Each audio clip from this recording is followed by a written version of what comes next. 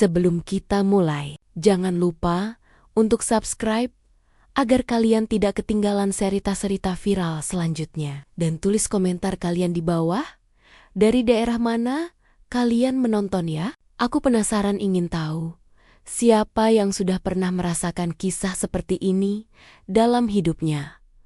Oke, sekarang simak baik-baik ceritanya.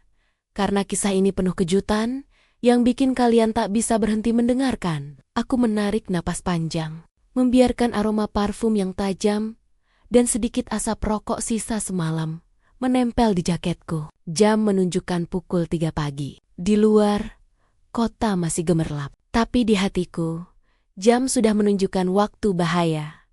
Arena sebentar lagi subuh akan tiba di kampungku.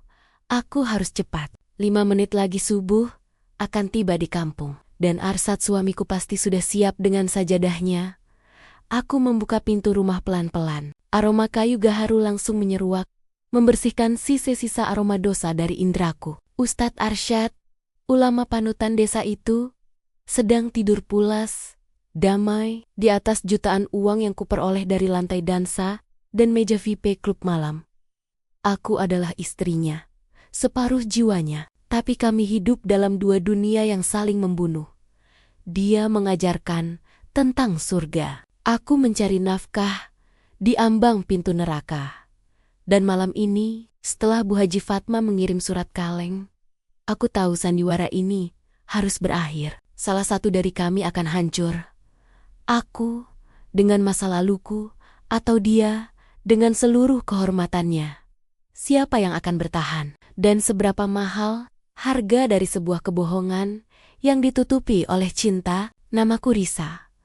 Di ibu kota, aku dikenal sebagai manajer event organizer di sebuah klub malam sebutan halusnya. Pekerjaanku adalah memastikan networking berjalan lancar, klien senang, dan semua urusan keuangan tertata rapi. Gaji bersihku cukup untuk membeli mobil yang stylish dan mengirim puluhan juta ke rekening suamiku. Setiap bulan, aku memasukkan kunci ke pintu rumah kecil kami yang terletak di desa pinggiran kota. Cahaya lampu teras yang redup menyambutku. Aku bergerak pelan, melepas high heels kulit yang mahal itu. Kakiku terasa nyeri, tapi hatiku lebih nyeri karena tahu siapa yang sedang tidur nyenyak di kamar. Suamiku, Arsyad, atau yang lebih dikenal dengan sebutan Ustadz Arsyad. Di seluruh penjara desa, aku membuka pintu kamar perlahan. Aroma kayu gaharu dan minyak wangi non-alkohol langsung menyeruak, membersihkan sisa aroma dunia malam dari indraku. Arsyad sedang berbaring. Wajahnya teduh dan damai, tertutup sedikit sarung yang ia pakai. Di sudut ruangan, sajadahnya sudah terlipat rapi, menunggu waktu salat sunah tahajudnya. Inilah ironi hidupku. Aku pekerja malam. Dia ulama kampung. Aku melangkah ke kamar mandi, membersihkan make up tebal yang menutupi lelahku. Setelah berganti daster rumahan yang sederhana, aku duduk di tepi ranjang. Aku memandangi wajah Arsyad yang mulai terukir garis-garis kelelahan karena mengurus madrasah. Tiba-tiba, mata Arsyad terbuka. Ia tersenyum, senyum yang selalu menghapus semua rasa bersalahku sebentar saja. Sudah pulang, sayang? Aku tidak dengar. Bisiknya dengan suara serak khas bangun tidur. Sudah, Mas. Baru saja. Jawabku lembut, menyentuh pipinya. Tidurlah lagi. Mas sebentar lagi harus sayap-sayap, mengajar mengaji. Arsyad menarik tanganku, mengecupnya. Risa, apapun yang kamu lakukan di kota, aku yakin kamu punya niat baik. Uang itu membantu kita. Membantu madrasah. Terima kasih. Kata-kata itu, apapun yang kamu lakukan, selalu terasa seperti pedang bermata dua. Ia percaya, ia mendukung, tapi ia tidak pernah benar-benar tahu detailnya. Dan aku menjaga rahasia itu seolah itu adalah jembatan satu satania yang menghubungkan dua dunia kami. Aku hanya ingin semua baik-baik saja, seperti pagi ini sebelum matahari terbit, saat kami masih bisa berpura-pura bahwa pernikahan kami adalah yang paling sakinah. Besok malam, aku harus kembali ke kota. Tapi, haruskah aku mulai mencari cara untuk keluar dari semua ini? Pertanyaan itu menggantung. Seberat beban koper yang selalu kumasukkan ke bagasi taksi tiap akhir pekan. Tapi, siang ini, beban itu harus kusingkirkan. Aku mengenakan baju kurung sederhana, membantu Arsyad menyiapkan sarapan. Di mata tetangga, kami adalah pasangan teladan. Ustadz Arsyad, dengan kesabaran malaikat, dan Risa, istri salehah yang gigih bekerja di kota demi amal jariah. Suaminya begitu bisik-bisik yang kusuarakan sendiri lewat donasi besar ke masjid. Pukul 8 pagi, aku berdiri di teras. Arsyad berpamitan. Langkahnya tegap menuju madrasah. Doakan Mas, ya, sayang, katanya sambil mengecup keningku. Aku mengangguk.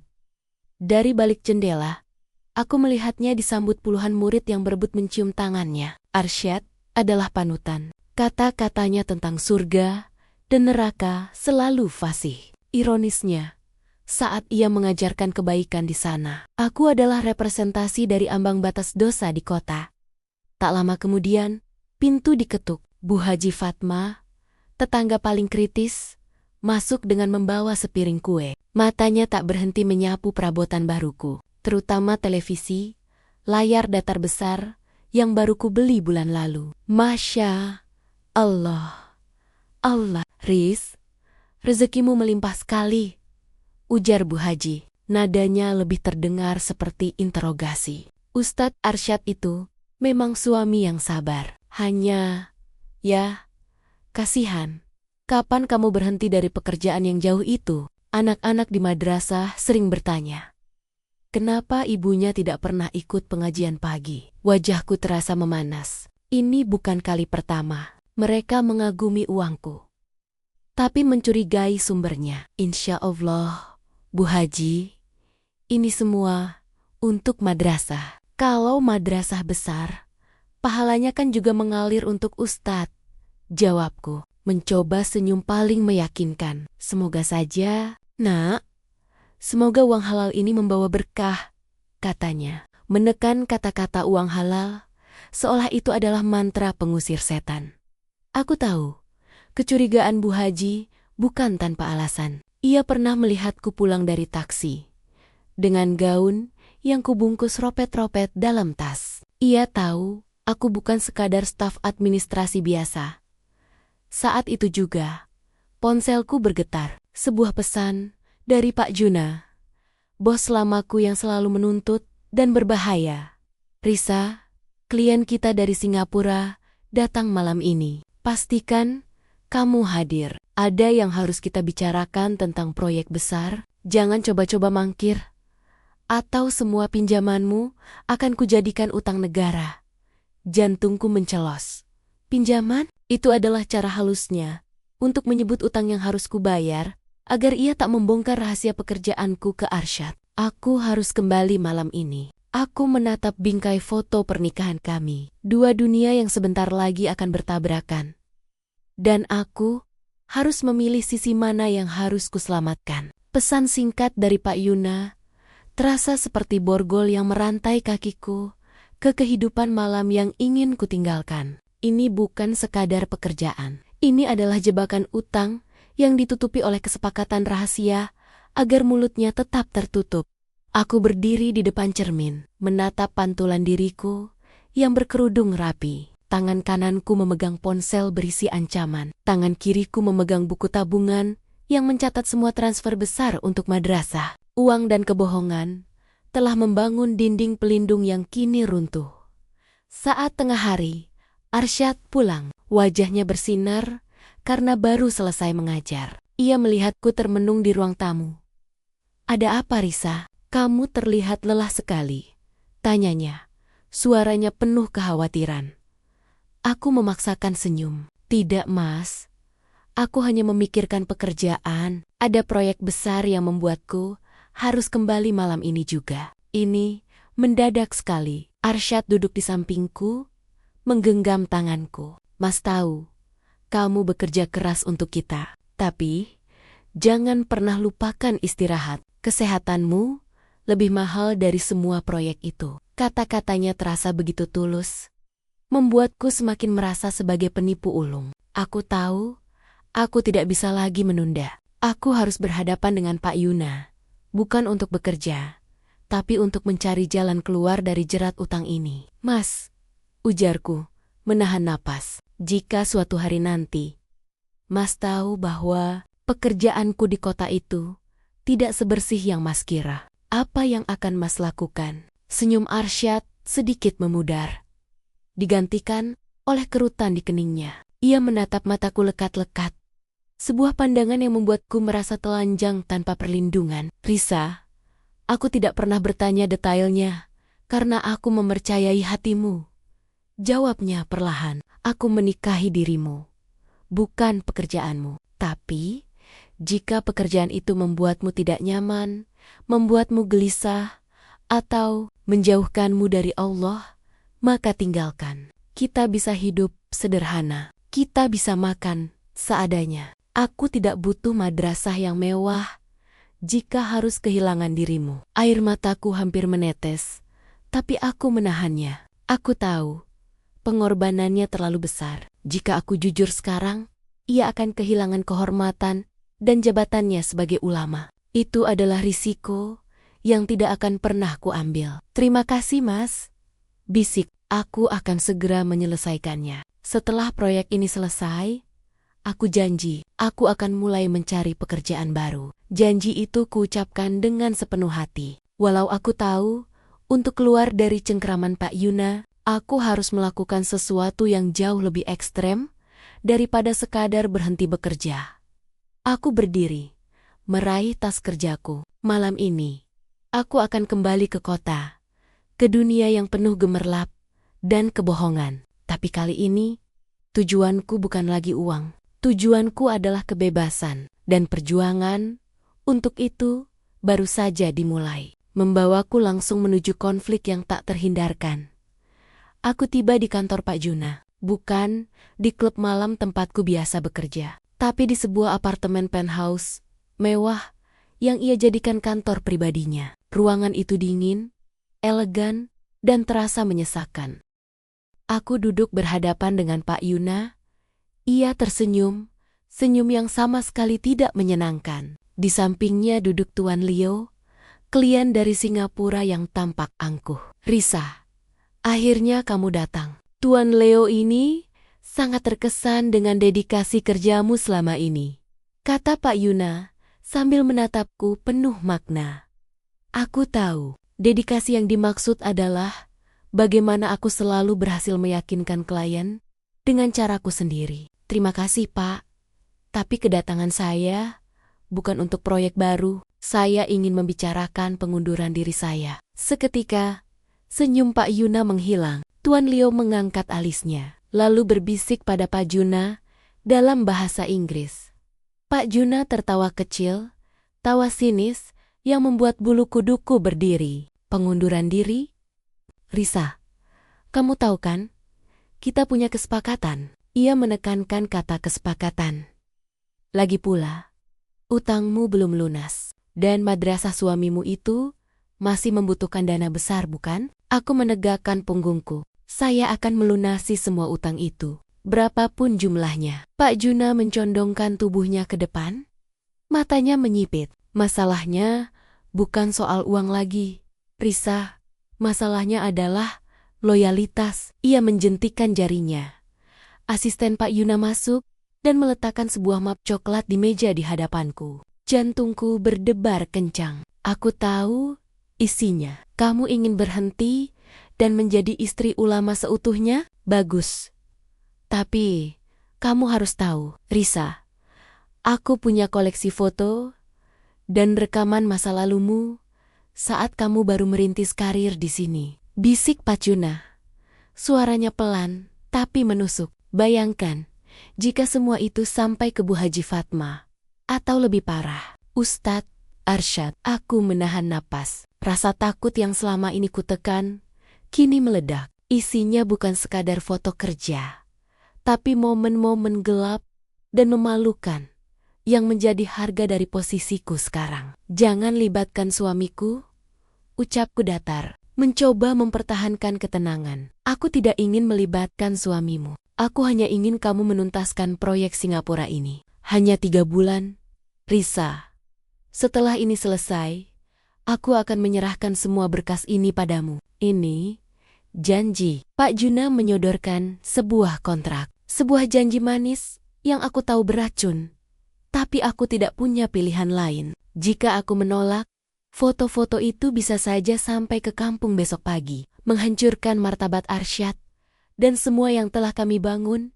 Dengan tangan gemetar, aku meraih pulpen. Aku terperangkap. Aku harus kembali berpura-pura bekerja di dunia yang kubenci demi melindungi cinta dan kehidupan yang sangat kucintai. Aku tidak menyadari pengorbanan ini akan menarik Arsyad ke dalam pusaran kebohonganku.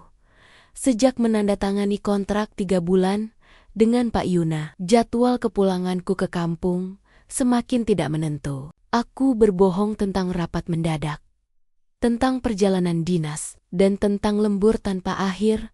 Arsyad mulai merasakan perubahan itu. Ia tidak pernah mengeluh, tapi kesendiriannya terlihat jelas. Dulu, setiap sore kami habiskan di teras, mendengarkan lantunan azan maghrib bersama. Kini, aku seringkali baru tiba saat Arsyad sudah terlelap, atau aku sudah harus kembali ke kota saat ia baru bangun.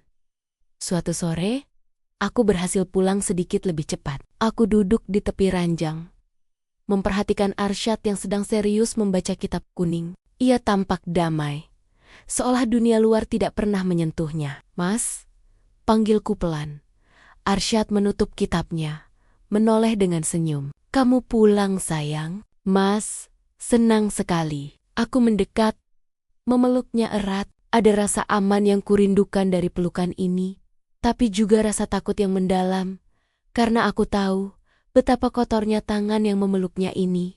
Kenapa kamu memelukku seerat ini, Risa? Kamu baik-baik saja? Tanyanya, mengusap punggungku. Aku hanya rindu, bisikku, walau yang kurindukan sebenarnya adalah diriku yang dulu. Sebelum semua kebohongan ini, Arsyad menarik diri sedikit, menatap mataku dengan tatapan yang menyelidik. Risa, beberapa hari ini kamu sering terbangun di malam hari kan? Kamu selalu mengecek ponselmu diam-diam, dan Mas mencium sesuatu yang berbeda di jaketmu. Aroma yang tajam. Jantungku langsung berdesir. Aroma tajam itu adalah parfum milik Tuan Leo, klien yang harus kuajak makan malam. Aku lupa membersihkan jaketku secepat biasanya. Itu parfum klien, Mas. Dia merokok, dan aku harus duduk di sebelahnya selama rapat. Jelasku, berusaha agar suaraku terdengar yakin. Arsyad mengangguk, tapi sorot matanya tidak meyakinkan. Mas percaya padamu. Tapi Risa, jika pekerjaan itu membuatmu tidak bisa tidur nyenyak, jika itu merenggut kedamaianmu, itu bukan lagi rezeki yang baik. Madrasah sudah bisa berjalan dengan baik. Kita tidak butuh uang sebanyak itu lagi. Pulanglah. Permintaannya yang terdengar seperti perintah membuatku dilema. Aku ingin pulang, tapi aku terikat. Aku tidak bisa, Mas. Jawabku. Suaraku tercekat. Ini tanggung jawab. Aku harus profesional. Tanggung jawab pada siapa, Risa? Tanyanya lembut. Namun suaranya menyiratkan kesedihan. Pada pekerjaanmu? Atau pada janji pernikahan kita? Mas tidak pernah meminta kamu meninggalkan pekerjaanmu. Tapi jangan biarkan pekerjaanmu meninggalkanmu. Kata-kata itu menghantamku. Di luar, azan maghrib mulai berkumandang, menciptakan kontras yang menyakitkan dengan ketegangan di antara kami. Aku tahu aku telah melukai kepercayaan Arsyad, dan kini aku harus mencari cara untuk keluar dari perjanjian jahat itu sebelum aku benar-benar kehilangan segalanya. Keesokan paginya, aku bersiap kembali ke kota. Hatiku penuh rasa bersalah. Aku memutuskan akan menemui Pak Yuna hari ini. Bukan untuk bekerja, tapi untuk memohon agar ia melepaskanku. Aku harus mengambil risiko itu. Namun, rencanaku hancur saat aku melihat kerumunan kecil di depan rumah kami.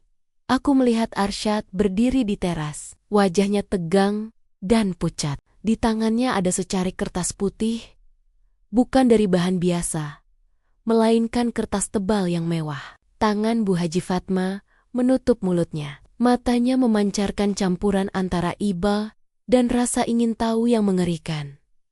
Aku bergegas mendekat. Ada apa?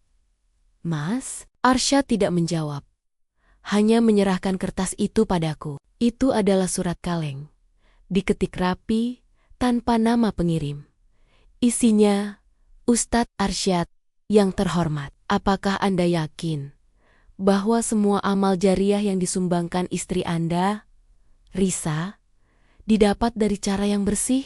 Kami punya bukti foto Risa di tempot-tempot yang sangat tidak pantas bagi seorang istri ulama. Waspadalah, Ustadz, jangan biarkan kemewahan palsu ini merusak kehormatan Anda di kampung. Cari tahu sebelum terlambat. Napas Arsyad tercekat. Ia menoleh padaku. Tatapannya bukan lagi penuh cinta, melainkan penuh pertanyaan yang menyakitkan. Prisa, apa maksud semua ini? Bisiknya. Suaranya sangat pelan, seolah takut didengar para tetangga yang mulai berbisik-bisik. Aku tahu siapa pelakunya. Pak Yuna. Ia tidak main-main. Ini adalah peringatan keras. Ia mengirim surat ini ke alamat Arsyad, memastikan Arsyad terpojok dan aku tidak bisa lari. Mas, ini fitnah. Aku sedang diincar oleh pesaing bisnis di kota. Mereka ingin menjatuhkanku, menjatuhkan kita. Aku berbohong lagi. Kali ini demi menyelamatkan martabatnya di depan banyak orang. Tiba-tiba, ponselku berdering. Panggilan masuk dari nomor asing. Aku melihat nama yang tertera di layar. Pak RT? Aku mengangkatnya, menjauh dari Arsyad sedikit. Ya, Pak RT? Suara Pak RT terdengar panik. Risa, kamu harus cepat datang ke balai desa. Ada seorang pria asing yang mengaku utusan dari Pak Yuna datang ke kantor desa. Dia membawa sebuah flash disk dan ingin berbicara dengan Ustadz Arsyad di hadapan semua perangkat desa. Dia bilang, ini menyangkut dana madrasah. Kakiku lemas. Ini bukan lagi ancaman di balik pintu. Ini adalah serangan terbuka terhadap reputasi dan kehidupan Arsyad. Pak Yuna tidak hanya mengirim surat, tapi juga utusan yang siap membongkar semuanya di hadapan publik. Aku menoleh pada Arsyad yang terlihat bingung. Aku harus bertindak sekarang. Aku harus menghentikan utusan itu sebelum dia menekan tombol putar pada flash disk itu. Aku harus mengorbankan diriku demi dia. Mas, dengarkan aku. Aku harus segera ke balai desa sekarang. Aku akan menyelesaikan semua ini. Aku janji. Aku akan mengatakan yang sebenarnya. Tapi tidak di sini. Tetaplah di rumah. Tolong mas, demi kehormatanmu, kataku tegas, lalu berlari menuju balai desa secepat yang kubisa. Aku tidak tahu apa yang ada di flash disk itu, tapi aku tahu ini adalah akhir dari kedamaian kami. Aku berlari sekencang yang kubisa menuju balai desa. Jantungku berdebar memukul-mukul rusuk. Aku harus tiba sebelum utusan Pak Yuna sempat menghancurkan hidup Arsyad.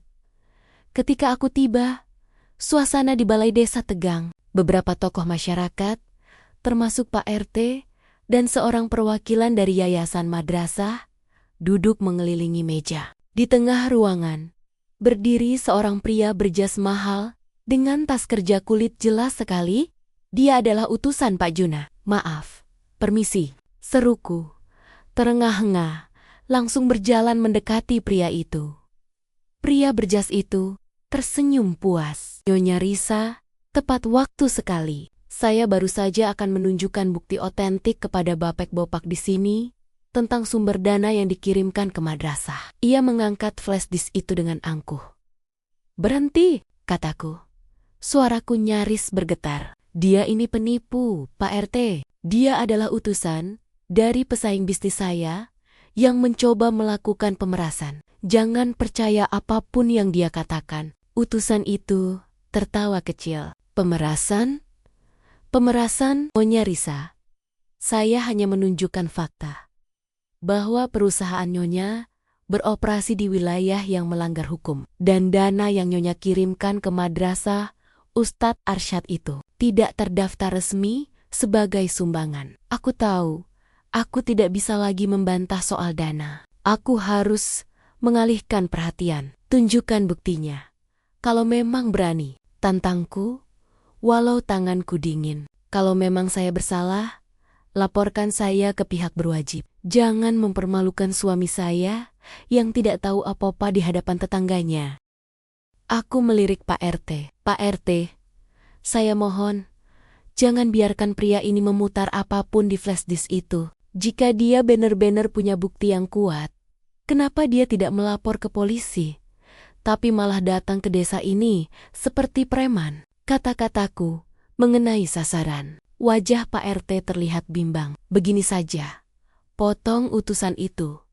Menyadari dirinya mulai terpojok. Saya hanya menjalankan perintah. Nyonya Risa tahu apa yang harus dilakukan. Hubungi Pak Yuna dan penuhi 3 bulan kontrak itu. Jika tidak, flash disk ini akan segera saya kirimkan ke semua media massa lokal, beserta detail foto-foto yang ada di dalamnya. Ancaman itu jelas. Ia bukan hanya mengincar karir Arsyad, tapi menargetkan kehancuran total kami berdua. Baik, kataku, menelan rasa takut dan amarahku. Katakan pada Pak Juna, saya akan penuhi sisa kontrak itu. Tapi sebagai gantinya, semua bukti yang dia punya harus dia serahkan padaku di hari terakhir. Dan saya juga ingin surat perjanjian tertulis bahwa setelah kontrak ini selesai, saya bebas dan dia tidak akan mengganggu kami lagi. Utusan itu menyeringai. Akan saya sampaikan.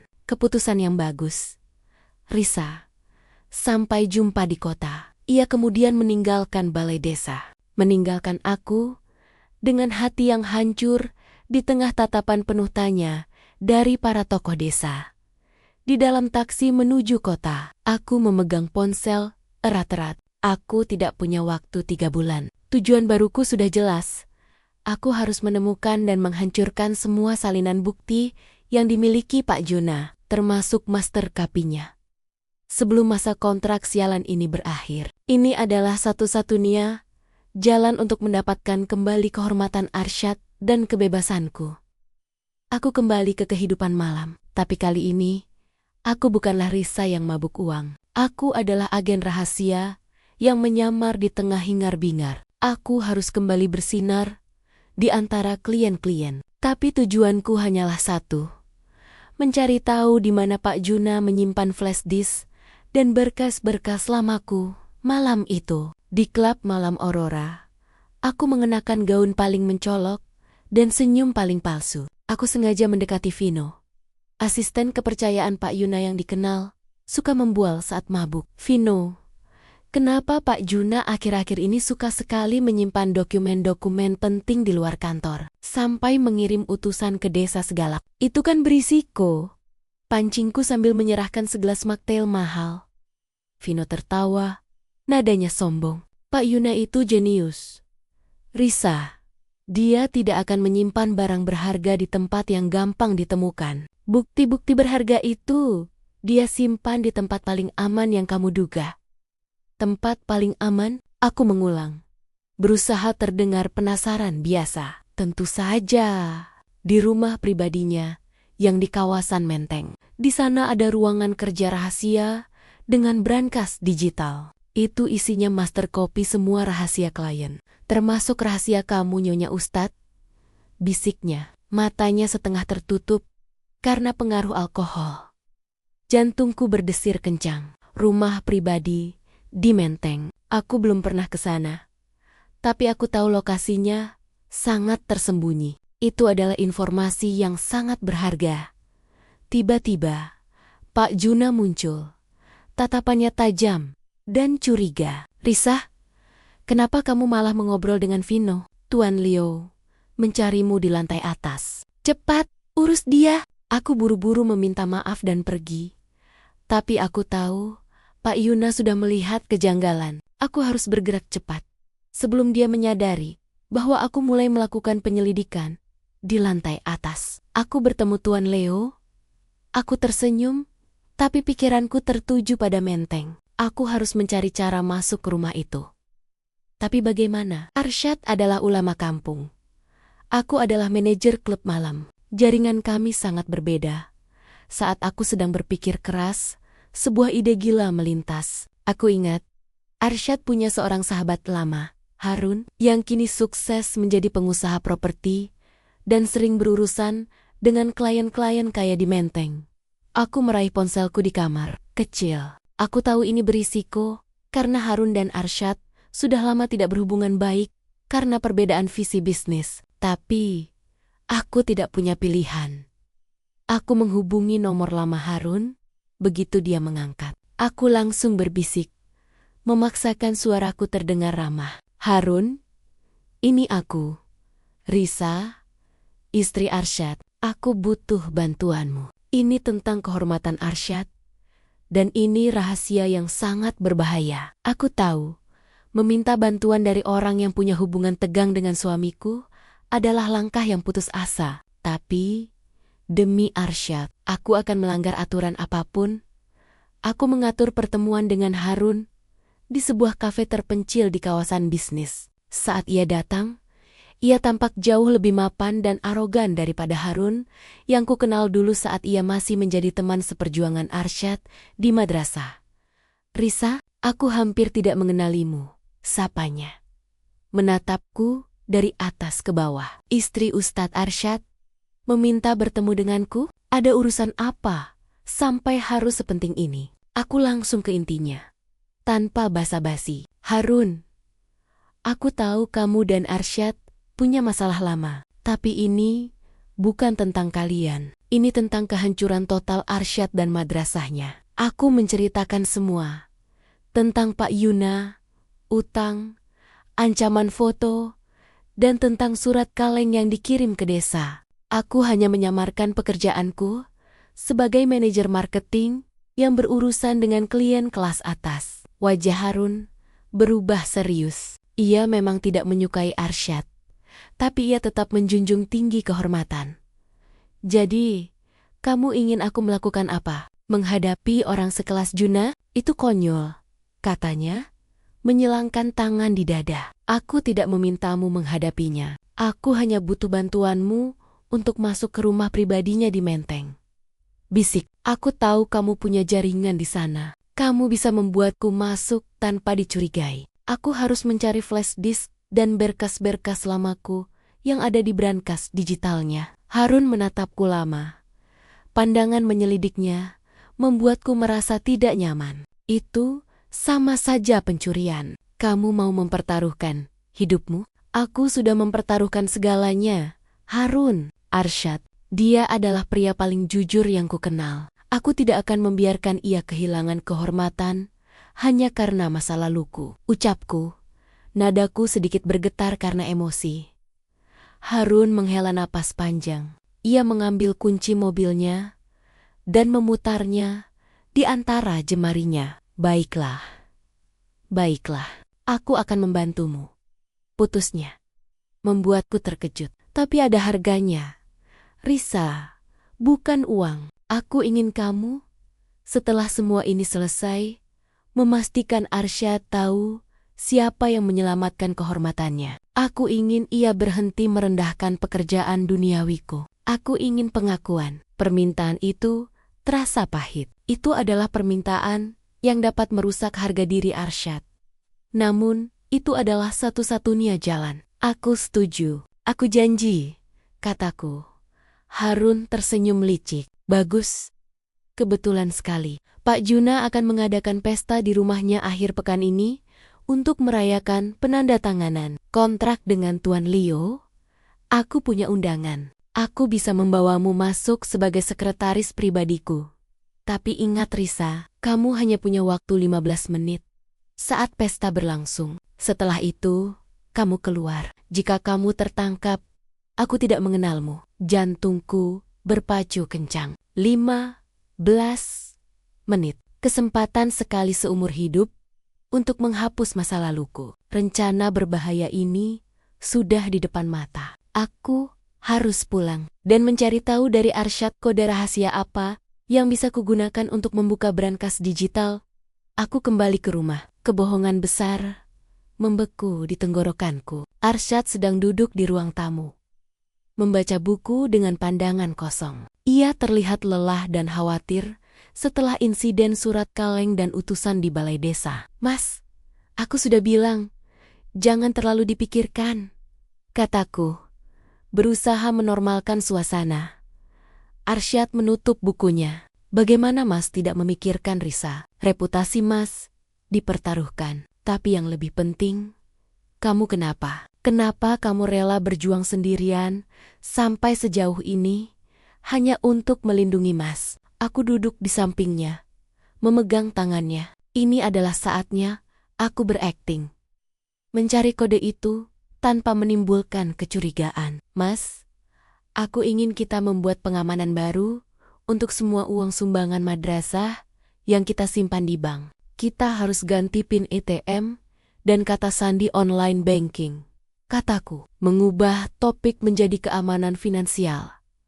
Arsyad mengernyitkan dahi. "Tapi, kenapa? PIN yang sekarang kan mudah diingat." "Justru itu Mas, karena mudah diingat, jadi mudah ditebak. Apalagi setelah ada ancaman dari Pak Juna itu," desakku. "Bagaimana kalau kita buat kode baru? Sebuah kode yang hanya kita berdua yang tahu. Sebuah kode yang sangat personal." Arsyad tersenyum lembut. Senyum yang membuatku merasa semakin bersalah. "Kode yang sangat personal. Ya, baik. Mas akan buatkan kode yang tidak akan pernah Mas lupakan. Itu adalah hari di mana Mas menikahimu." Aku menahan napas. "Tanggal pernikahan kita itu terlalu umum Mas. Bukan tanggal, Risa, tapi jam ijab kabul kita," bisiknya. Matanya memancarkan kenangan. Pukul ke-14,15. "Di menit itulah kamu resmi menjadi istri Mas. Dan Mas merasa menjadi pria paling kaya di dunia. Mas akan gunakan angka itu, 2415. Aku mencatatnya dalam hati. Ke 2415, kode itu terasa sakral, sekaligus menjadi kunci untuk membongkar kebohonganku sendiri. "Baik, Mas. Besok aku akan ke bank dan mengganti semuanya. Dengan kode itu, kita akan aman," kataku, berusaha terdengar lega. Malam itu, saat Arsyad sudah tertidur, aku tidak bisa memejamkan mata. Aku memandangi wajahnya yang damai. Kode yang akan kupergunakan untuk membobol brankas berisi kehancurannya adalah momen paling suci dalam hidup kami. Aku tahu, jika aku gagal dalam misi berbahaya ini, atau jika Arsyad mengetahui peranku dalam aksi kriminal ini, menggunakan janji suci kami sebagai kata kunci untuk pencurian maka ini, bukan hanya akhir dari pernikahan, tapi juga akhir dari cintanya padaku. Aku menyentuh cincin pernikahan di jariku. Akhir pekan ini adalah penentuan. Aku harus melakukannya. Satu-satunya kesempatan ini harus berhasil. Malam pesta di penthouse, Pak Juna tiba. Aku mengenakan gaun yang diberikan Harun, mencoba menyatu dengan kerumunan sosialita dan pengusaha kelas atas. Harun memainkan perannya sebagai mentor bisnis yang angkuh, membimbingku melewati keramaian. "Ingat Risa, 15 menit. Ruangan kerjanya ada di ujung koridor lantai 2, di balik rak buku besar. Jangan panik," bisik Harun saat kami memasuki ruangan yang mewah itu.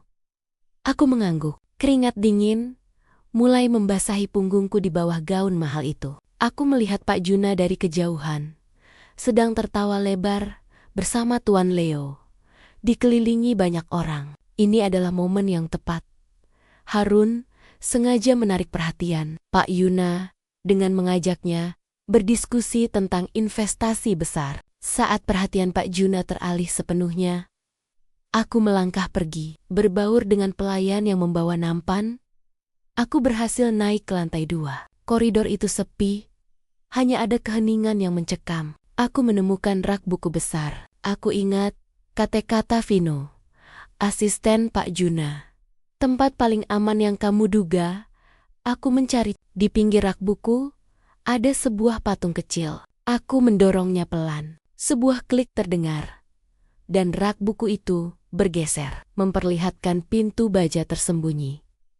Aku melihat jam tangan. Waktu sisa 13 menit. Pintu itu memiliki panel sentuh digital. Aku menarik napas, lalu mengetikkan kode yang kusembunyikan dari Arsyad. 2415. Bip. Pintu terbuka. Aku masuk. Ruangan itu kecil. Hanya berisi meja kerja, komputer, dan sebuah brankas digital di dinding. Lampu di ruangan itu otomatis menyala, memamerkan brankas yang kubutuhkan. Brankas itu memiliki panel numerik. Dengan tangan gemetar, aku mengetikkan kembali kode yang sama, 2415. Bip, pintu brankas terbuka. Di dalamnya hanya ada beberapa tumpukan dokumen. Aku menggeledah dengan cepat. Aku menemukan map coklat yang persis sama dengan yang ditunjukkan Pak Juna dulu. Di dalamnya ada foto-fotoku dan beberapa surat perjanjian lama. Ini dia. Tepat di bawah map itu, aku menemukan sebuah flash disk berwarna perak. Aku mengambilnya, memasukkannya ke dalam saku gaunku. Ini adalah master copy yang dicari-cari. Saat aku hendak menutup brankas, aku melihat sesuatu yang lain. Sebuah buku jurnal kecil. Aku ragu, tapi rasa penasaran mengalahkan rasa takut. Aku membukanya. Itu adalah catatan harian Pak Juna. Aku membalik ke halaman terakhir, dan mataku terpaku pada sebuah nama. Harun. Catatan itu berbunyi, Harun sudah kuajak bicara. Dia setuju untuk memancing Risa agar mencuri berkas itu. Karena dia ingin menghancurkan reputasi Arsyad. Setelah Risa berhasil, Harun akan melapor padaku. Risa akan kupenjarakan atas kasus pencurian. Dan Harun akan mendapatkan proyek besarnya. 2 burung dengan 1 batu. Dunia seakan berhenti berputar. Aku tidak hanya dijebak oleh Pak Juna, tapi dihanati oleh Harun, satu-satunya orang yang kupercaya. Aku adalah umpan, pion yang sengaja disusupkan. Waktu sisa 5 menit, aku cepat-cepat mengembalikan jurnal itu. Tapi sebelum sempat menutup brankas, aku mendengar suara kunci berputar di pintu ruangan itu. Risa, cepat keluar, Pak Juna sudah selesai berbicara dengan kliennya. Itu suara Harun. Tapi nadanya kini terdengar mencurigakan dan memaksa. Aku tahu, aku harus melarikan diri. Tapi saat aku berbalik, pintu ruangan sudah terbuka sedikit. Aku terperangkap. Aku harus melarikan diri. Tapi saat aku berbalik, pintu ruangan sudah terbuka sedikit. Aku terperangkap. Aku hanya bisa melihat siluet seseorang berdiri di ambang pintu, menghalangi jalan keluarku. Risa, jangan bergerak. Kamu sudah ketahuan, kata Harun, kini tanpa basa-basi. Senyum liciknya menghilang, digantikan oleh tatapan penuh kemenangan. Kamu sudah mendapatkan yang kamu mau. Sekarang berikan flash disk itu padaku, atau aku akan berteriak dan memanggil Pak Yuna. Aku menyadari Harun bukanlah penyelamat. Dia adalah algojo yang ditugaskan Pak Yuna. Kamu pengkhianat, desisku. Kamu menjebakku. Padahal aku percaya padamu. Demi Arsyad. Arsyad? Kamu pikir kehormatan Arsyad lebih penting daripada uangku? Aku sudah muak disebut teman si Ustadz miskin. Sekarang, berikan flash disk itu. Harun melangkah maju. Aku mundur, bersandar pada dinding brankas. Aku memegang erat map coklat berisi foto-foto dan flash disk perak di saku. Aku tidak akan menyerahkannya. Tiba-tiba, terdengar suara keributan di lantai bawah. Pak Juna pasti menyadari keanehan. Aku tidak punya waktu. Aku melihat sebuah jendela kecil di sudut ruangan. Hanya cukup untukku melewatinya. Itu adalah satu-satunya jalan keluar menuju tangga darurat. Tapi risikonya besar melompat dari lantai 2 penthouse itu ke tangga besi yang sempit. Tidak akan kuberikan. Seruku. Aku melemparkan map coklat berisi foto-fotoku ke wajah Harun. Itu adalah pengalihan perhatian terbaik yang kumiliki. Harun terkejut, dan saat ia sibuk menangkap map yang berhamburan itu, Aku berlari menuju jendela. Aku membuka engselnya sekuat tenaga. Lalu dengan nekat, aku melompat keluar. Berpegangan pada pegangan tangga darurat yang dingin, Harun berteriak, "Risa, kembali. Dasar pencuri." Aku tidak peduli. Kakiku menginjak anak tangga besi itu dengan terburu-buru. Aku mendengar suara pintu di lantai atas terbuka dan teriakan Pak Yuna. Aku terus berlari turun, bersembunyi di balik semak-semak begitu tiba di tanah, dan berlari menuju jalan raya yang ramai. Aku berhasil melarikan diri. Tapi kerugiannya besar. Harun pasti sudah mendapatkan semua foto-foto lamaku. Dan kini, Pak Yuna punya alasan kuat untuk melaporkanku sebagai pencuri. Aku naik taksi pertama yang kutemukan. Napasku terengah-engah. Tangan kiriku masih menggenggam flash disk perak itu. Master kopi rahasia Pak Juna ada padaku. Tapi kini, aku buronan. Di tengah pelarian dan kegelisahanku, aku mendapat telepon dari Bu Haji Fatma. Aku ragu, tapi ku angkat juga. "Risa, cepat, pulang." Arsyad, dia ditemukan pingsan di madrasah. Dia kelelahan setelah seharian didatangi orang-orang yang menanyakan kebenaran surat kaleng itu. Dia terus memanggil namamu. Kepalaku terasa pusing. Aku berhasil menyelamatkan bukti, tapi kehormatan Arsyad sudah tercemar. Dan kini, ia jatuh sakit karenaku. Semua usahaku terasa sia-sia. Aku sudah mencapai titik terendah. Semua usahaku gagal. Aku hanya punya satu pilihan tersisa. Yang paling sulit, mengakui semuanya pada Arsyad dan menghadapi konsekuensi terburuk. Aku tiba di rumah pada tengah malam. Suasananya sunyi, hanya ada cahaya redup dari lampu kamar. Bu Haji Fatma dan beberapa tetangga baru saja pulang setelah membantu merawat Arsyad. Aku melangkah perlahan ke kamar. Arsyad berbaring, wajahnya masih pucat, keringat dingin membasahi pelipisnya. Aku merasakan sakit yang luar biasa, melihat kondisinya sakit yang disebabkan oleh kebohonganku. Aku duduk di kursi di sisi ranjangnya. Aku mengusap tangannya yang terasa dingin. Sentuhanku membuat Arsyad perlahan membuka matanya. Ia tersenyum tipis, tapi matanya dipenuhi kesedihan yang tak terkatakan. "Risa, Risa, kamu pulang," bisiknya lemah. "Aku di sini, Mas. Aku di sini," kataku. Air mata mulai menggenang. Mereka bilang apapun tentangmu, Mas tidak percaya. Tapi surat kaleng itu, Risa, dan utusan itu membuat Mas bingung. Apa benar uang itu? Apa benar pekerjaanmu membahayakan kita? Tanyanya. Suaranya dipenuhi ketakutan.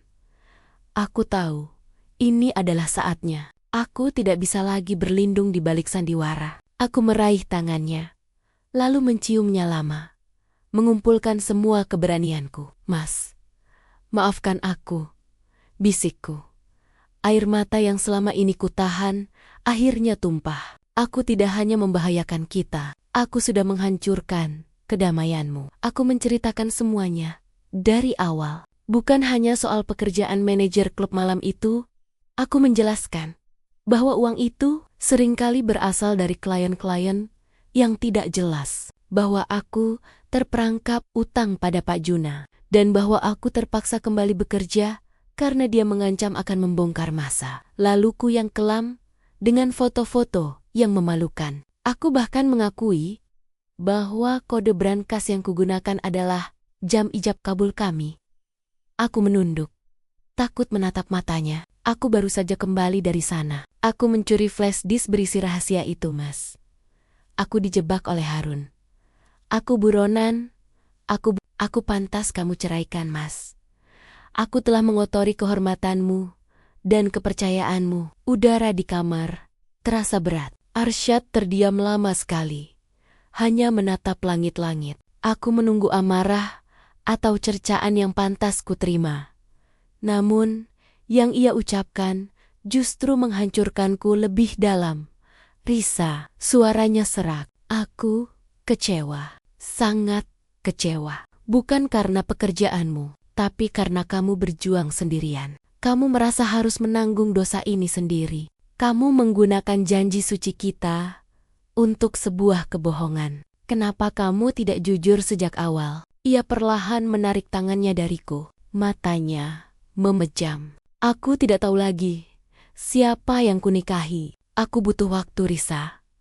Pergilah dari sini malam ini. Aku harus salat istihara. Kata-kata itu bagaikan hukuman mati. Ia tidak menceraikanku, tapi ia mengusirku dan menyerahkan keputusan pernikahan kami pada Tuhan. Aku tahu, saat itu, semua usahaku pencurian, kebohongan, dan bahkan pengakuanku telah gagal. Aku harus meninggalkan rumah itu, membawa flash disk perak itu sebagai satu-satunya bukti yang tersisa dari hidupku yang hancur. Dengan hati hampa, aku mengepak tas kecil. Sebelum pergi, aku meletakkan cincin pernikahan kami di atas sajadah arsyad, di samping buku tafsirnya. Aku tidak berani menyimpannya. Pagi buta, aku sudah berada di terminal. Aku duduk sendirian. Tidak tahu harus kemana. Aku punya uang, tapi tidak punya tujuan. Aku telah kehilangan rumahku, suamiku, dan kini aku dicari oleh dua orang berbahaya, Pak Juna dan Harun. Saat aku menunggu, ponselku berdering. Nomor asing. Aku mengangkatnya dengan ragu. Risa, kenapa kamu lari? Kamu pikir kamu bisa lolos setelah mencuri dari kantorku? Itu suara Pak Juna. Nadanya penuh amarah. Aku sudah melaporkanmu ke polisi. Kamu punya waktu 24 jam untuk mengembalikan flash disk itu. Atau aku akan pastikan kamu hidup menderita. Belum sempat aku menjawab, panggilan lain masuk. Dari nomor berbeda. Aku tahu, kamu punya master copy itu, Risa. Suara Harun terdengar tenang, tapi lebih berbahaya. Aku tahu kamu dimanapun. Aku hanya ingin berkas fotomu yang kamu lempar ke wajahku. Itu yang akan kukirimkan ke seluruh media. Kalau kamu mau arsyad dihancurkan, silakan simpan flash di sampah itu. Aku terduduk lemas. Aku terperangkap di antara dua ancaman yang sama-sama mengerikan. Hukum dan kehancuran martabat suami. Aku membuka tas kecilku, menatap flash disk perak itu. Di dalamnya ada bukti yang bisa menjebloskan Pak Yuna ke penjara. Tapi jika aku menggunakannya, itu akan menarik Arsyad ke dalam pusaran skandal hukum yang akan menghancurkan reputasinya seumur hidup. Di saku lain, ada salinan surat perjanjian lama dengan Pak Yuna yang tidak sempat kuserahkan pada Arsyad. Jika surat itu kuserahkan ke polisi, setidaknya aku punya bukti bahwa pencurianku bukan murni kriminal, melainkan paksaan dan pemerasan. Aku sadar, aku tidak bisa lagi lari dari tanggung jawab. Aku tidak bisa membiarkan Arsyad menderita karena kebohonganku, dan aku tidak bisa menjadi buronan seumur hidup. Aku memejamkan mata, memikirkan Arsyad yang sedang syalat istikharah, menyerahkan nasib kami kepada Tuhan. Aku harus melakukan hal yang sama. Aku mengambil keputusan yang paling pahit. Aku mengirim pesan singkat kepada Pak Juna dan Harun. Aku akan menyerahkan diri. Aku lalu menghubungi sebuah kantor polisi di ibu kota. Bukan yang ditunjuk Pak Yuna, melainkan kantor pusat yang lebih terpercaya. Aku menarik napas panjang. Selamat siang. Saya ingin melapor. Saya Risa. Saya ingin menyerahkan diri karena pencurian dan pemerasan. Keputusan ini adalah pilihan terakhir. Mengakui kejahatan dan membiarkan diri diproses hukum. Namun dengan harapan bisa menggunakan flash disk ini untuk membalikan kasus menjadi pemerasan. Dan yang terpenting, menjauhkan Arsyad dari skandal sejauh mungkin. Aku memilih kehilangan kebebasan fisik. Demi menyelamatkan kehormatan jiwanya, aku duduk di ruang interogasi kantor polisi. Aku menyerahkan diri, namun juga menyerahkan flash disk perak itu. Saya mencuri ini, Pak. Tapi saya dipaksa dan diperas, kataku kepada penyidik, menjelaskan seluruh kisah Pak Juna dan Harun, dan bagaimana mereka mengancam kehormatan suamiku, seorang ulama di kampung. Penyidik terlihat skeptis. Nyonya Risa, ini adalah kasus pencurian di properti pribadi yang mewah. Bukti pemerasan Anda mana? Aku mengeluarkan salinan surat perjanjian lama dan beberapa pesan singkat, ancaman dari ponselku. Ini buktinya. Dan di dalam flash disk ini ada data kejahatan yang dilakukan oleh Pak Yuna dan Harun yang jauh lebih besar dari sekadar pencurian properti. Periksa isinya, Pak. Anda akan menemukan jaringan kejahatan mereka. Penyidik itu masih ragu. Namun, ia mengambil flash disk itu. Aku harus menunggu sendirian, berharap kejujuran dan keberanianku ini akan dihargai. Beberapa jam kemudian, pintu ruangan terbuka. Masuk seorang pria berjas rapi, membawa map kulit. Di belakangnya, berdiri seorang wanita parubaya yang sangat kukenal. Bu Haji Fatma. Aku terkejut. Bu Haji, kenapa ibu di sini? Bu Haji Fatma menatapku. Bukan dengan kecurigaan, melainkan dengan air mata yang menggenang. Nak Risa, Arsyad, suamimu, yang meminta bantuan ini. Pria berjas itu tersenyum tipis. Saya Bapak Yusuf, pengacara. Ustadz Arsyad meminta saya untuk mendampingi Anda. Beliau bilang, Anda adalah istrinya, dan Anda sedang berjuang untuk membersihkan nama baik beliau. Beliau juga berpesan, tolonglah istri saya, karena kejujurannya lebih berharga dari 1000 kebohongan. Aku menangis. Arsyad tidak meninggalkanku. Ia mungkin mengusirku dari rumah, tapi ia tidak mengusirku dari hatinya. Ia sedang salat istikharah, dan hasilnya adalah mengirim bantuan. Pengacara Yusuf menjelaskan bahwa ia akan membalikkan kasus ini dari pencurian menjadi pemerasan yang berujung pada tindakan pembelaan diri. Berkat data di flash disk itu, kasus Pak Juna dan Harun menjadi prioritas. Pak Juna dan Harun panik. Mereka tahu isinya bisa menghancurkan karir mereka. Jelas Pak Yusuf, sekarang kita punya satu tugas. Kita harus membuktikan bahwa Anda melakukan ini demi melindungi suami Anda, bukan demi keuntungan pribadi. Aku mengangguk tegas. Aku rela menjalani proses hukum yang panjang, asalkan Arsyad aman dan kebenaran terungkap. Aku telah kehilangan kenyamanan dan kebebasanku, tapi aku telah mendapatkan kembali martabat dan kepercayaan suamiku. Perjuangan ini akan sulit, tapi kini aku tahu aku tidak sendirian. Kasus ini dengan cepat menjadi sorotan media, terutama setelah pengacara Yusuf berhasil menunjukkan bakti-bakti kuat dari flash disk perak. Pak Juna dan Harun, yang semula berniat melaporkanku, kini justru berada di posisi tersangka dalam kasus pemerasan dan kejahatan finansial. Meskipun aku bersatu sebagai terdakwa atas kasus pencurian, fokus utama telah bergeser. Di setiap persidangan, aku duduk tegak, ditemani oleh Pak Yusuf. Aku menceritakan semua dengan jujur, tentang tekanan, ancaman terhadap Arsyad, dan bagaimana aku terpaksa melakukan pencurian itu demi melindungi kehormatan suamiku dan madrasah. Sementara itu, di kampung, Arsyad mulai pulih. Ia memang tidak datang ke persidangan, namun ia melakukan sesuatu yang lebih berarti. Ia berbicara di hadapan jemaahnya.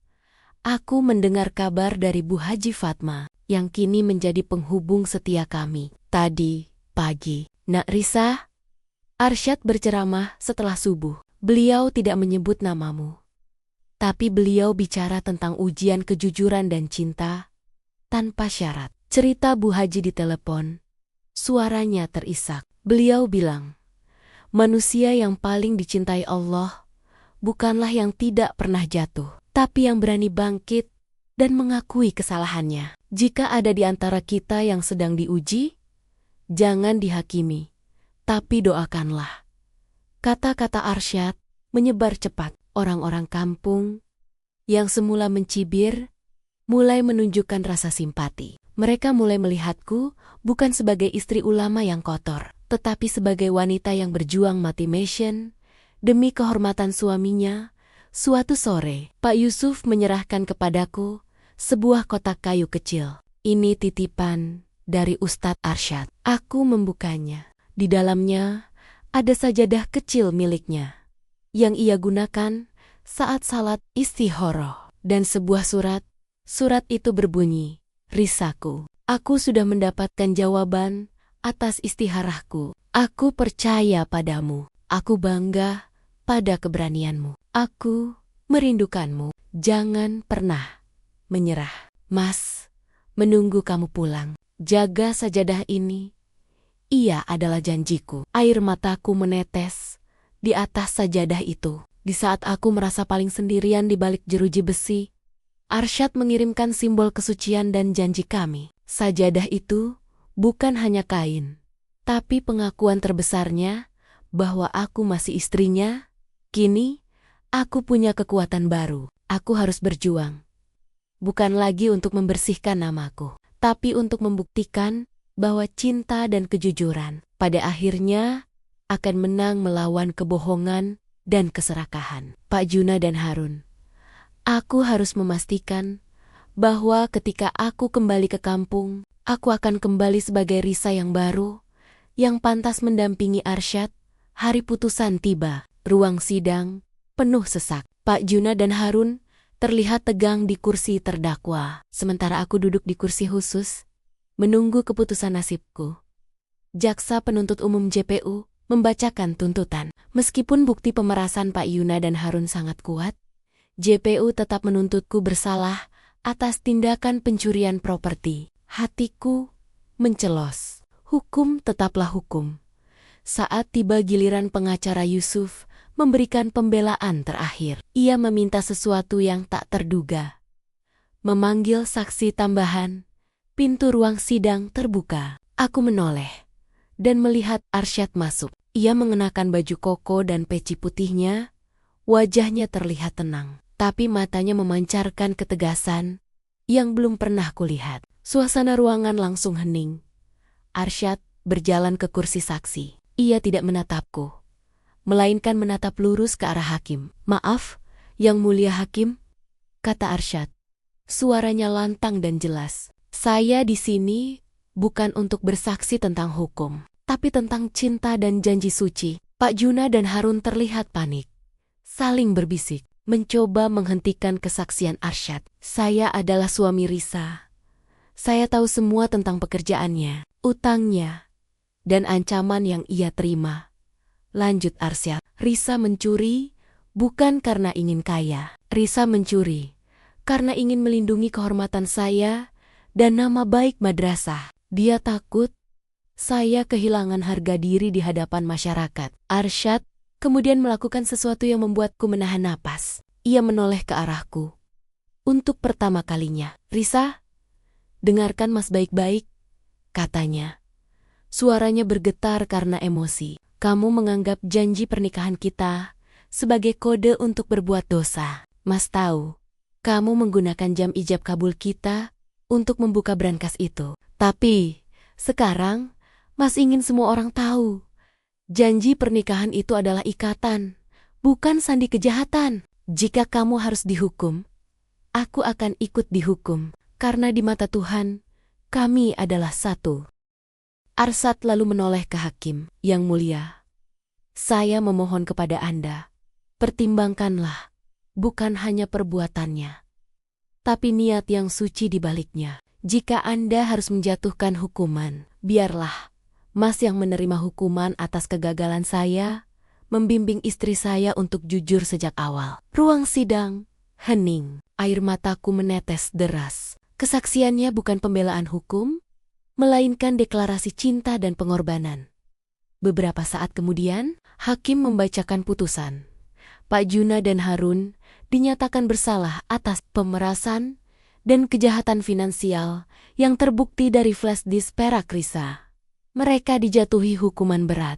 Kemudian, hakim menatapku. "Terdakwa Risa, tindakan Anda adalah tindak pidana murni." Namun majelis hakim melihat adanya unsur pembelaan diri dan paksaan psikologis. Putusan hakim, terdakwa Risa dibebaskan dari tuntutan hukuman penjara, namun dikenakan hukuman percobaan selama 1 tahun dan diwajibkan melakukan kerja sosial di bidang yang terkait dengan madrasah suaminya. Ini adalah kesempatan kedua Anda. Gunakan dengan baik. Aku menangis lega. Aku bebas. Aku menoleh. Dan Arsyad tersenyum padaku. Bukan senyum seorang ulama yang menghakimi, melainkan senyum seorang suami yang memaafkan. Di saat itu, aku tahu, happy ending kami bukanlah soal uang, tapi soal sakinah yang telah kami perjuangkan dengan darah dan air mata. 2 hari setelah putusan, aku pulang ke kampung. Perjalananku terasa berbeda. Aku tidak lagi membawa koper berisi gaun mahal dan parfum tajam. Aku membawa tas ransel sederhana dan hati yang lega. Arsyad menungguku di teras rumah. Ia tidak sendirian. Di sampingnya berdiri Bu Haji Fatma, yang kini menatapku dengan mata berkaca-kaca, bukan lagi dengan kecurigaan. Saat aku melangkah mendekat, Arsyad tidak mengucapkan sepatah kata pun. Ia hanya berjalan cepat ke arahku, meraih tanganku, dan memelukku erat. Pelukan itu bukan pelukan penuh gairah, melainkan pelukan penuh penerimaan dan syukur. Pelukan itu mengatakan, kita berhasil melalui ini. Selamat datang, Risaku, bisiknya. Suaranya sedikit bergetar. Rumah ini dingin tanpamu. Aku tak mampu bicara, hanya bisa menangis di bahunya. Bu Haji Fatma melangkah maju, memelukku juga. Maafkan kami, Nak Risa. Maafkan, karena kami pernah menilaimu hanya dari amplop dan parfum. Kami tidak tahu betapa besarnya perjuanganmu melindungi ustadz kami. Kami bangga padamu. Pengakuan tulus dari tetangga yang paling kritis itu terasa seperti air dingin yang menyiram semua luka lama. Aku diterima kembali. Arsyad menarikku masuk ke dalam rumah. Semuanya terlihat sama, kecuali satu hal. Di sudut kamar, sajadahnya tergelar rapi, dan di atasnya ada cincin pernikahanku yang kutinggalkan. Kini ditemani oleh cincin pernikahan Arsyad. Mas tidak pernah memakai cincin itu sejak Mas memutuskan untuk salat istikharah, kata Arsyad. Menatap cincin itu, Mas merasa tidak pantas memakainya saat hati Mas masih penuh kebimbangan. Ia mengambil kedua cincin itu. Ia memakaikan kembali cincinku di jari manisku. Dan ia sendiri memakai cincinnya. Selesai sudah masa istikharah, Risa, katanya. Matanya berkilauan. Mulai sekarang, kita akan membangun sakinah sejati. Aku tahu, pekerjaan sosial di madrasah adalah hukumanmu. Tapi bagi kita, itu adalah penebusan yang indah. Aku tersenyum. Aku tidak lagi harus kembali ke kota. Aku tidak lagi harus berbohong. Aku tidak lagi harus mengandalkan uang haram. Di depan mataku, terbentang jalan baru. Bekerja di madrasah, hidup sederhana, dan mendampingi ulama kampung dengan kejujuran di hati. Inilah awal yang baru. Aku tahu, masa lalu akan selalu membayangi. Tapi kini, aku punya cinta Arsyad dan penerimaan kampung untuk menjadikannya pelajaran. Bukan lagi beban. Hukuman kerja sosialku di madrasah Arsyad ternyata menjadi penebusan paling nyata. Meskipun aku tidak lagi bekerja di dunia glamor, keahlianku sebagai manajer event organizer ternyata sangat dibutuhkan di madrasah. Selama ini, madrasah hanya mengandalkan donasi dan proposal yang dibuat ala kadarnya. Risa, tolong, angka-angka ini membuatku pusing, kata Arsyad suatu sore, menyerahkan tumpukan laporan keuangan yang berantakan. Aku tersenyum. Dulu, mengelola ratusan juta rupiah dana klub malam adalah rutinitasku. Sekarang, mengelola puluhan juta rupiah dana umat terasa jauh lebih bermakna. Aku merapikan sistem keuangan madrasah. Aku membuat laporan yang transparan, menggunakan software canggih, dan merancang proposal dana yang profesional. Madrasah yang dulunya terlihat sederhana, kini diubah menjadi lembaga yang terorganisir dengan baik. Kita harus mengadakan malam amal madani tahunan. Usulku pada Arsyad, mengundang para donatur dari kota, dan menunjukkan hasil nyata madrasah. Kita akan membuat event yang elegan, tapi fokus pada amal. Aku akan mengurus networking dan presentasinya. Arsyad menatapku kagum. Kamu sungguh luar biasa, Risa. Kamu mengubah masa lalumu dari keahlian untuk mencari untung dunia menjadi keahlian untuk mencari pahala. Namun, bukan hanya pekerjaan yang berubah. Hubungan kami pun semakin kuat. Kami tidak lagi memiliki dua dunia, dua jadwal. Ketika matahari terbit, aku berada di madrasah bersamanya. Ketika malam tiba, kami membaca Al-Quran bersama di kamar yang kini terasa hangat. Suatu malam, aku duduk di sampingnya setelah ia selesai mengajar kitab. Mas, panggilku. Aku tidak pernah menanyakan soal Harun. Dia dan Pak Juna sudah dihukum berat. Apakah Mas masih membenci Harun? Arsyad tersenyum. Mas sudah tahu lama. Risa, Harun memang kecewa karena Mas memilih jalan agama daripada jalan bisnis. Tapi, ia tetap teman Mas. Dan yang paling penting, di pengadilan, dia tanpa sadar telah menyelamatkan pernikahan kita. Menyelamatkan? Tanyaku, bingung. Ya, karena jebakannya, kamu terpojok, kamu jujur, dan kamu menyerahkan diri. Jika kamu tidak jujur, kita mungkin tetap bersama. Tapi pernikahan kita akan tetap menjadi kebohongan abadi. Jelas Arsyad, semua yang terjadi adalah cara Allah membersihkan kita. Aku menyentuh sajadah kecil yang ia berikan padaku. Kebohongan kami telah berakhir. Ujian yang berat telah membawa kami pada kebahagiaan yang sesungguhnya kebahagiaan yang dibangun di atas kejujuran, bukan di atas tumpukan uang dan rahasia. Semua yang terjadi adalah cara Allah membersihkan kita. Kata-kata Arsyad itu menjadi penguat jiwaku. 1 tahun berlalu, hukuman percobaan dan kerja sosialku telah selesai. Aku kini resmi menjadi manajer operasional Yayasan Madrasah Nurul Hidayah, sebuah jabatan yang kugenggam dengan bangga. Aku menggunakan keahlian networking dan manajemen keuanganku untuk kebaikan. Dan madrasah kami berkembang pesat. Semua berkat dana yang transparan dan niat yang bersih. Malam ini, kami duduk di teras. Langit bertabur bintang, dan aroma melati dari halaman belakang menyelimuti udara. Aku menyandarkan kepalaku di bahu Arsyad. Mas, bisikku, ingat dulu saat aku bilang pernikahan kita jauh dari kata sakinah, mawaddah warahmah. Arsyad mengusap rambutku. Aku ingat, dulu kita punya uang, tapi hati kita penuh rahasia. Itu bukan sakinah, itu sandiwara yang mahal. Dulu, aku berpikir sakinah itu harus sempurna.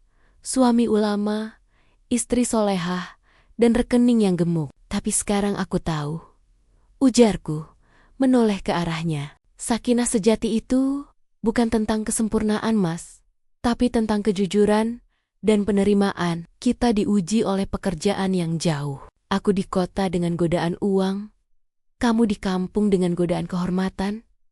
Arsyad menimpali. Tapi kita sadar, harta dan kehormatan itu fana. Yang abadi adalah ikrar pernikahan yang kita ucapkan pada jam 14:15 itu. Kode itu yang kamu gunakan untuk mencuri, kini kita gunakan untuk membangun kembali semuanya. Aku teringat Harun dan Pak Yuna yang kini menjalani hukuman. Aku tidak menyimpan dendam, karena justru kegelapan mereka yang membuat cahaya kejujuranku bersinar.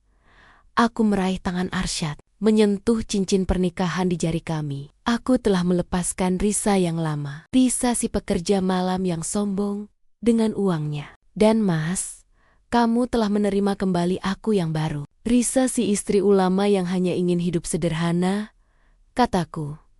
Arsyad membalikkan telapak tanganku, lalu mengecupnya lembut. Kita mungkin punya masa lalu yang kelam, Risa. Tapi masa lalu itu adalah fondasi yang kokoh untuk masa depan yang halal, ucapnya dengan tulus. Kamu mengajarkan Mas bahwa keimanan itu tidak hanya ada di sajadah, tapi juga ada di keberanian seorang istri untuk jujur dan berkorban. Malam semakin larut. Kami duduk diam, menikmati kedamaian yang kami raih dengan harga yang sangat mahal. Di luar sana, mungkin masih banyak pasangan yang berjuang melawan perbedaan pekerjaan yang menjauhkan, melawan kebohongan yang diselipkan di balik gaji besar. Aku tahu satu hal. Cerita kami bukan tentang perbedaan dunia, melainkan tentang bagaimana cinta sejati mampu menjadi jembatan antara dua jurang yang paling dalam sekalipun. Dan kini, di rumah kecil ini, di samping ulama kampungku, aku menemukan sakinah mawaddah warahmah yang sebenarnya jauh dari lampu gemerlap ibu kota dan jauh dari sandiwara